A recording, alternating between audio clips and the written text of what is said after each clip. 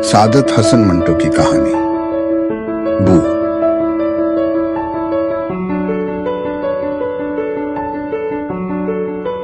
बरसात के यही दिन थे। खिड़की के बाहर पीपल के पत्ते इसी तरह नहा रहे थे सागवन के स्प्रिंगदार पलंग पर, जो अब खिड़की के पास थोड़ा इधर सरका दिया गया। एक घाटन लड़की रणधीर के साथ लिपटी हुई थी। खिड़की के पास बाहर पीपल के पत्ते रात के दुधिया अंधेरे में झुमरों की तरह थरथरा रहे थे, और शाम के समय जब दिन भर एक अंग्रेजी अखबार की सारी खबरें और इश्तहार पढ़ने के बाद कुछ सुस्ताने के लिए वह बालकनी में आ खड़ा हुआ था, तो उसने उस घाटन लड़की को, जो साथ वाले रस्सियों के कारखाने में काम करती थी और बारिश से बचने के लिए इमली के पेड़ के नीचे खड़ी थी, खांस खांस कर अपनी तरफ आकर्षित कर लिया था और उसके बाद हाथ के इशारे से ऊपर बुला लिया था। वह कई दिनों की बेहद तन्हाई से उकता गया था। विश्व युद्ध के चलते मुंबई की लगभग तमाम ईसाई छोकरियां, जो अमूमन सस्ते दामों में मिल जाया करती थीं, वैसी जवान औरत और कमसीन लड़की अंग्रेजी फौज में भर्ती हो गई थीं। उनमें से कईयों ने फोर्ट के इलाके में डांस स्कूल खोल लिए थे। वहां सिर्फ फौजी गोरों को जाने की इजाजत थी। इन हालत के चलते रणधीर बहुत उदास हो गया था। जहां उसकी उदासी का कारण यह था कि क्रिश्चियन छोकरियां दुर्लभ हो गई थीं, वहीं दूसरा यह कि फौजी गोरों के मुकाबले में कहीं ज्यादा सभ्य, पढ़ा लिखा और खूबसूरत नौजवान होने के बावजूद रणधीर के लिए फोर्ट के लगभग तमाम दरवाजे बंद हो चुके थे, क्योंकि उसकी चमड़ी सफेद नहीं थी। जंग के पहले रणधीर नागपाड़ा और ताजमहल होटल की कई मशहूर क्रिश्चियन छोकरियों से जिस्मानी रिश्ते कायम कर चुका था। उसे अच्छी तरह पता था कि इस किस्म के संबंधों के आधार पर वह उन क्रिश्चियन लड़कों के मुकाबले क्रिश्चियन लड़कियों के बारे में कहीं ज्यादा जानकारी रखता था, जिनसे ये छोकरियां फैशन के तौर पर रोमांस लड़ाती हैं और बाद में उन्हीं में से किसी बेवकूफ से शादी कर लेती हैं। रणधीर ने महज हैजल से बदला लेने की खातिर उस घाटन लड़की, जो अल्लड़ मस्त जवानी से भरी हुई जवान लड़की थी, को ऊपर बुलाया था। हैजल उसके फ्लैट के नीचे रहती थी। वह रोज सुबह वर्दी पहनकर कटे हुए बालों पर खाकी रंग की टोपी तिरछे कोण से जमा कर बाहर निकलती थी और ऐसे बांकापन से चलती थी जैसे फुटपाथ पर चलने वाले सभी लोग टाट की तरह उसके कदमों में बिछते चले जाएंगे। रणधीर सोचता था कि आखिर क्यों वह उन क्रिश्चियन छोकरियों की तरफ इतना ज्यादा रीझा हुआ है। इसमें कोई शक नहीं कि वे मनचली लड़कियां अपने जिस्म की तमाम दिखाई जा सकने वाली चीजों की नुमाइश करती हैं। किसी किस्म की झिझक महसूस किए बगैर मनचली लड़की अपने कारनामों का जिक्र कर देती हैं, अपने बीते हुए पुराने रोमांसों का हाल सुना देती हैं। यह सब ठीक है, लेकिन किसी दूसरी जवान औरत में भी ये खूबियां हो सकती हैं। रणधीर ने जब घाटन लड़की को इशारे से ऊपर बुलाया था, तो उसे इस बात का कतई अंदाज नहीं था कि वह उसे अपने साथ सुला भी लेगा। वह तो इसके वहां आने के थोड़ी देर के बाद उसके भीगे हुए कपड़े देखकर यह शंका मन में उठी थी कि कहीं ऐसा न हो कि बेचारी को निमोनिया हो जाए। सो रणधीर ने उससे कहा था, ये कपड़े उतार दो, सर्दी लग जाएगी। वह रणधीर की इस बात का मतलब समझ गई थी। उसकी आंखों में शर्म के लाल डोरे तैर गए थे। फिर भी जब रणधीर ने अपनी धोती निकालकर दी, तो कुछ देर सोचकर अपना लहंगा उतार दिया, जिस पर मैल भीगने के कारण और भी उभर आया था। लहंगा उतारकर उसने एक तरफ रख दिया और अपनी रानों पर जल्दी से धोती डाल ली। फिर उसने अपनी भींची भींची टांगों से ही चोली उतारने की कोशिश की, जिसके दोनों किनारों को मिलाकर उसने एक गांठ दे रखी थी। वह गांठ उसके तंदुरुस्त सीने के नन्हे लेकिन सिमटे गड्ढे में छिप गई थी। कुछ देर तक वह अपने घिसे हुए नाखूनों की मदद से चोली की गांठ खोलने की कोशिश करती रही, जो भीगने के कारण बहुत ज्यादा मजबूत हो गई थी। जब थक हार के बैठ गई तो उसने मराठी में रणधीर से कुछ कहा, जिसका मतलब यह था, मैं क्या करूं, नहीं निकलती। रणधीर उसके पास बैठ गया और गांठ खोलने लगा। जब नहीं खुली तो उसने चोली के दोनों सिरे दोनों हाथों से पकड़कर इतनी जोर का झटका दिया कि गंठ सरसराती सी फैल गई और इसी के साथ दो धड़कती हुई छातियां एकाएक उजागर हो गईं।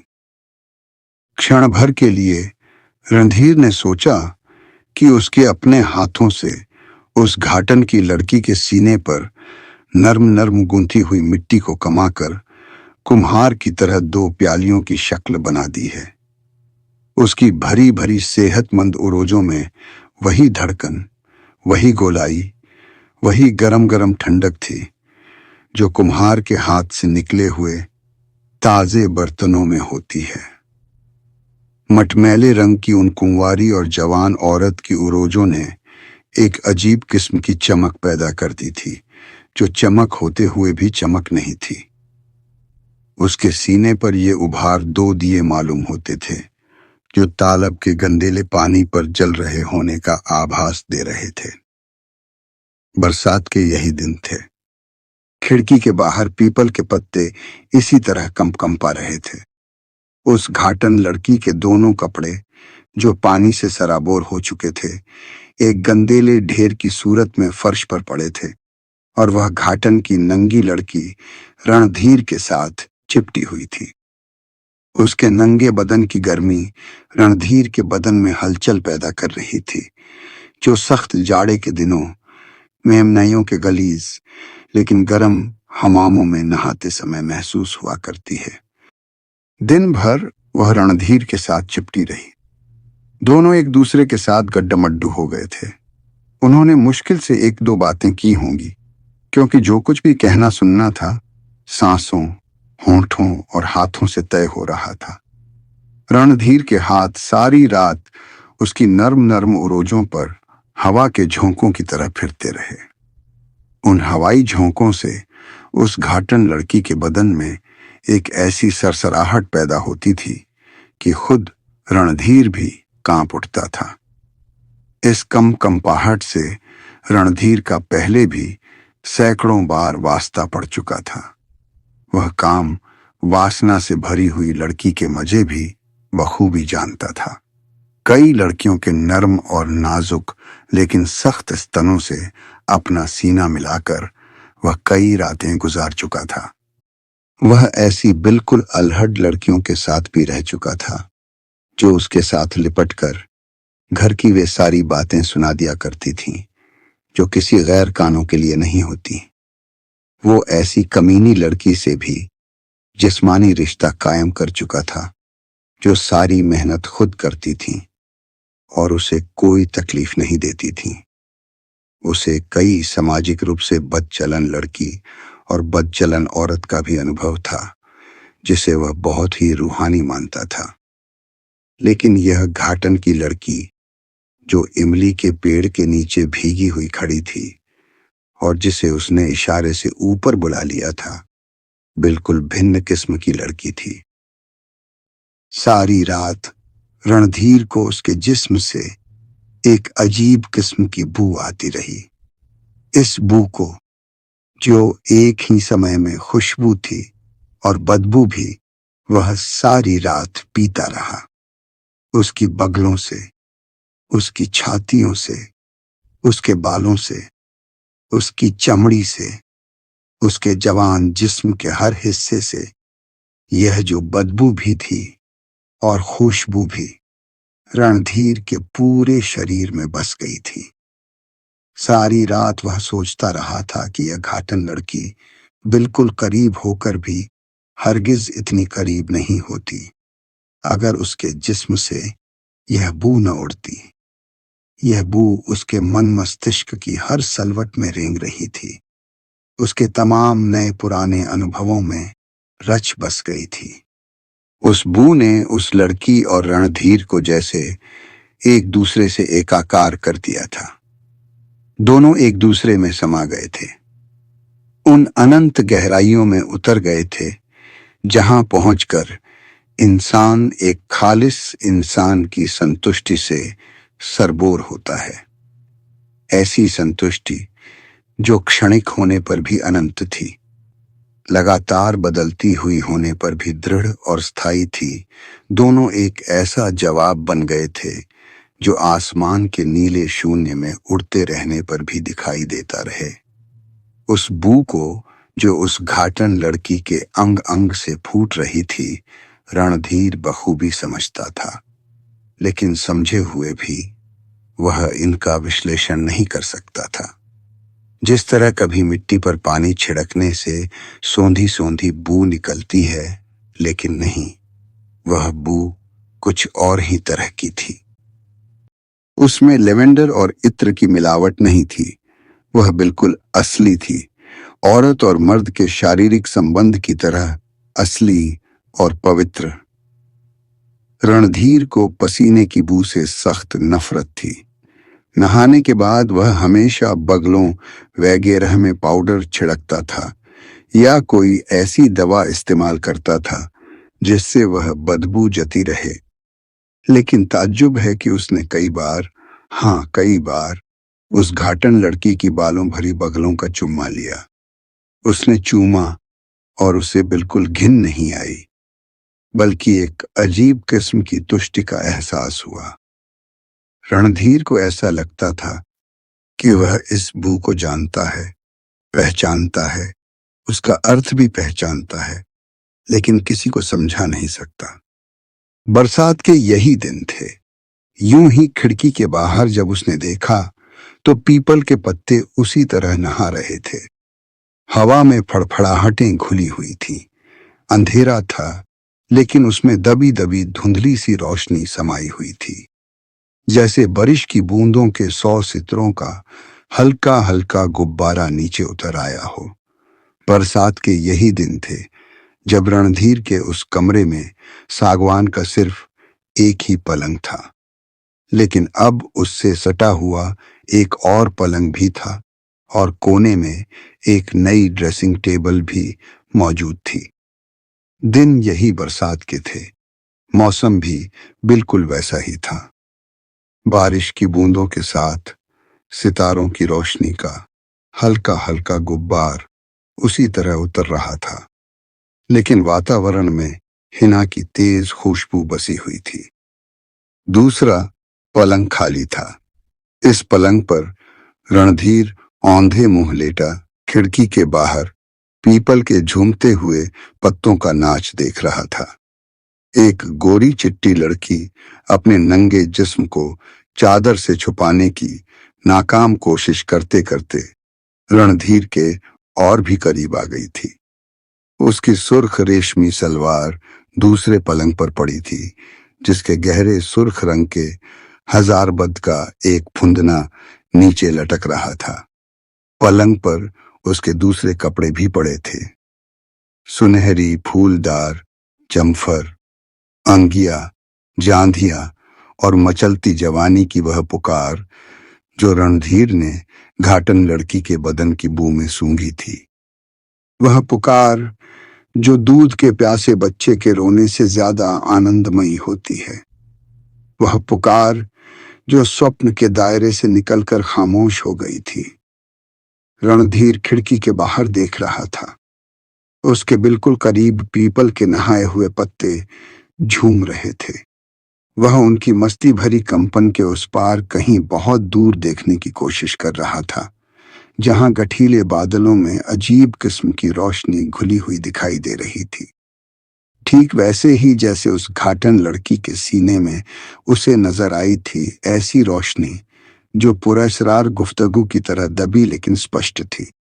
रणधीर के पहलू में एक गोरी चिट्टी लड़की, जिसका जिस्म दूध और घी में गूंथे आटे की तरह मुलायम था। उस जवान औरत की उरोजों में मखान सी नजाकत थी। लेटी थी, उसके नींद में मस्त जवान लड़की के मस्त नंगे बदन से हिना के इत्र की खुशबू आ रही थी, जो अब थकी थकी सी मालूम होती थी। रणधीर को यह दम तोड़ती और जुनून की हद तक पहुंची हुई खुशबू बहुत बुरी मालूम हुई। उसमें कुछ खटास थी, एक अजीब किस्म की खटास, जैसे बदहजमी में होती है, उदास, बेरंग, बेचैन। रणधीर ने अपने पहलू में लेटी हुई लड़की को देखा। जिस तरह फटे हुए दूध के बेरंग पानी में सफेद मुर्दा फुटकियां तैरने लगती हैं, उसी तरह इस लड़की के दूधिया जिस्म पर खराशें और धब्बे तैर रहे थे और हिना की ऊटपटांग खुशबू। दरअसल रणधीर के मन मस्तिष्क में वह बू बसी हुई थी, जो घाटन लड़की के जिस्म से बिना किसी बाहरी कोशिश के स्वयं निकल रही थी। वह बू जो हिना के इत्र से कहीं ज्यादा हल्की फुल्की और रस में डूबी हुई थी, जिसमें सूंघे जाने की कोशिश शामिल नहीं थी। वह खुद ब खुद नाक के रास्ते अंदर घुस अपनी सही मंजिल पर पहुंच जाती थी। लड़की के स्याह बालों में चांदी के बुरादे के कण की तह जमे हुए थे। चेहरे पर पाउडर, सुर्खी और चांदी के बुरादे के इन कणों ने मिलजुल कर एक अजीब रंग पैदा कर दिया था, बेनाम सा उड़ा उड़ा रंग। और उसके गोरे सीने पर कच्चे रंग की अंगिया ने जगह जगह सुर्ख बे बना दिए थे। लड़की की छातियां दूध की तरह सफेद थीं। उनमें हल्का हल्का नीलापन भी थी। बगलों में बाल मुंडे हुए थे, जिसकी वजह से वहां सुरमई गुब्बार सा पैदा हो गया था। रणधीर लड़की की तरफ देख देख कर कई बार सोच चुका था, क्यों ऐसा नहीं लगता जैसे मैंने अभी अभी कीलें उखाड़कर उसे लकड़ी के बंद बक्से से निकाला हो। अमूमन किताबों और चीनी के बर्तनों पर जैसी हल्की हल्की खराशें पड़ जाती हैं, ठीक उसी प्रकार उस लड़की के नंगी जवान जिस्म पर भी कई निशान थी।